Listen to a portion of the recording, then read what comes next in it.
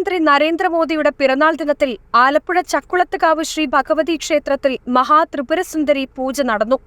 Paschim Bangal governor CV. Ananda Bose ക്ഷേത്രത്തിലെത്തി ദർശനം നടത്തുകയും പ്രധാനമന്ത്രിയുടെ ജന്മനാളിലേക്ക് വേണ്ടിയുള്ള പ്രത്യേക പൂജകൾക്കുള്ള ക്രമീകരണങ്ങൾ ഒരുക്കുകയും ചെയ്തു.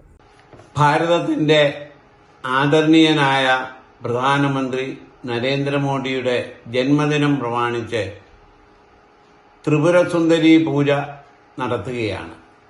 അദ്ദേഹത്തിന്റെ ദീർഘായുസ്സിനും ആരോഗ്യത്തിനും ഐശ്വര്യത്തിനുമായിട്ട് ഈ ക്ഷേത്രത്തിൽ എല്ലാ വർഷവും ഇതുപോലെ അദ്ദേഹത്തിന്റെ പേരിൽ ത്രിപുരസുന്ദരി പൂജ നടത്തിവരികയാണ്.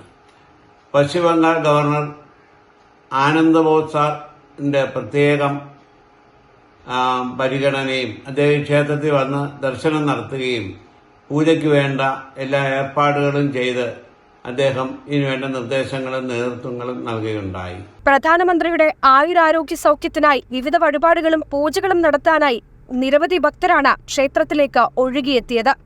റിപ്പോർട്ടർ, ആലപ്പുഴ.